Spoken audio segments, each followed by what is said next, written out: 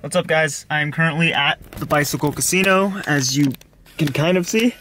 Gonna be playing another 2-3 session here, same old, same old. Unfortunately, there will be no whole card cam footage because Evan, who you might have seen in the last 2 episodes, told me that the floors at the bike talked to him and basically said that if I kept filming, they would bar him from the casino. Anyways, no filming in the casino today. The production quality of this vlog will probably be a bit lower. I'm pretty much just gonna go in there, play some hands, and hopefully we'll book a win today. Haven't played for quite a while, so I might be kind of rusty, but we'll see how it goes. All right, I will see you after the session.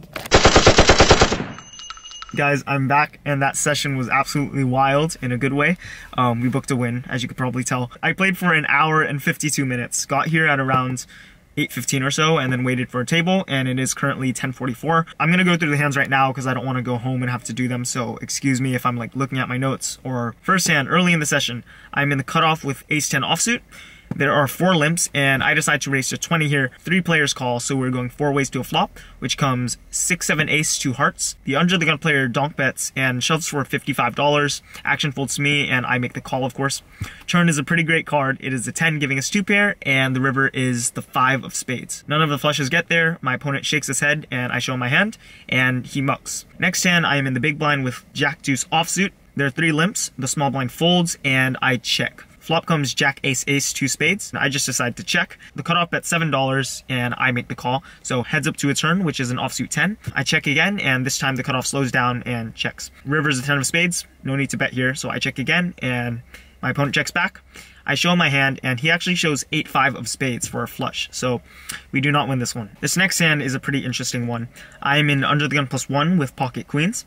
The player to my direct right, who is in under the gun, raises to $12. He'd been playing fairly solid. I hadn't seen him do anything crazy. Time to put out a 3-bet, so I make it 40. Action folds back to the under the gun player, and he makes the call. The flop is queen 8 deuce 2 diamonds. So we flop top set with our queens. My opponent checks to me. I think I can check this hand some of the time, but I'm gonna lean towards betting. So once my opponent checks it over to me, I make it 65, and my opponent pretty quickly calls. The turn is a pretty safe card. It's the jack of spades, but it does put a second flush draw on the board. The under the gun player checks it over to me once again. I have a little over $300 left in my stack, and the pot is 200 or so, 210 or so. So I have a couple options here.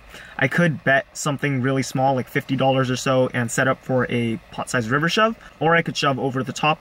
I wouldn't want to do anything really in between, like betting 100 or so, because that would just leave for a really awkward sizing on the river. So, I think I lean towards shoving here since there's so many draws on the board. So I decide on a shove here, and I go all in for what ends up being $321, and my opponent snap calls. The river is a complete blank, and we both show at the same time, and he had pocket aces. Interesting that he didn't 4-bet that. If he did 4-bet, depending on the sizing, I might have folded, and this might not have happened. But anyways, good news for us, and we win a pretty decent sized pot. In this next hand, there are actually 2 big blinds, so I'm on the button, but I'm also the small blind. There's 1 limp, and I look down at king jack offsuit, and I make it $20. Probably should have sized down, maybe like 15 or 18, but just given the flow of the game, I had been raising to 20 in a lot of situations, so I just decided to do that in this one as well. Both of the big blinds fold, and the limper, who is in the cutoff, makes the call. This is the same player from the previous hand who had aces, so we are going heads up to a flop, which comes 9 jack queen rainbow. My opponent checks it over to me, not really getting anything better to fold and not getting value for much, so I decide to check back. The turn is another queen, and this time my opponent bets $25. Definitely gonna make the call here.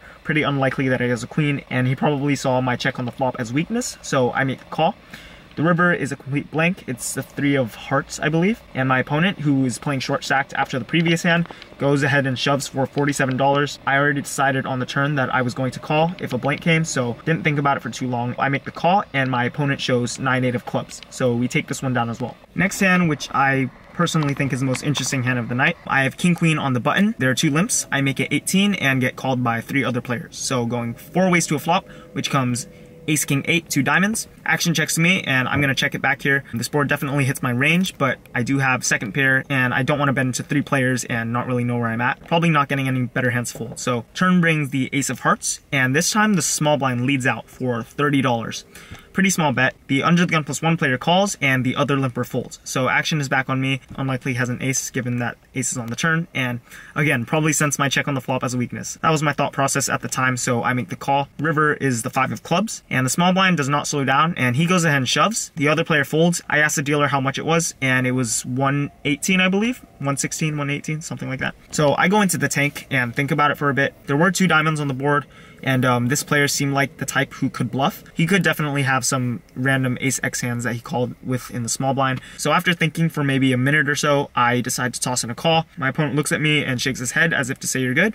I show my hand and he goes ahead and mucks. So we actually take this one down. Very last hand of the vlog, I have Queen Jack of Hearts in under the gun +1. I raise it up to 15 and get 3 calls. 4 ways to a flop, which comes Deuce Jack 8 2 clubs. The big blind checks it over to me. I'm gonna go for some value here, so I bet out $45. 2 players fold and the big blind makes the call. He has very little left behind, so I'm pretty committed to my hand at this point. The turn is the Jack of Spades, so we turn trips, and this time my opponent leads into me for $60, leaving $4 behind. I snap raise them all in, and he snap calls, of course. River is a 7 of clubs, kind of concerning because the front door flush gets there, but he shows the 8 of spades, so I'm pretty confident I have the best hand. I turn it over, and he nods and reveals the ace of spades. So we take this one down. That is the last hand for this vlog, and the very last hand I played, in for $300, out for exactly $1,300. So we book a 1K profit. Pretty nice hit and run session. Not much else to say. Couldn't have asked for a better session. So sorry about this being lower production quality, not as exciting visually, but best I could do given the circumstances. I'll see you guys in the next vlog. Probably will be the same old 2-3 at the bike. Thank you guys for watching. Like that go 1,000, like whoosh. Bitch, that go 2,000. I do that dance about 10 times, that's 20,000. Big Daddy Maine, I get my gals allowance. Then I will allow them to go browsing. The only thing they say when they come back to my house is whoosh. Daddy, that go 1,000, like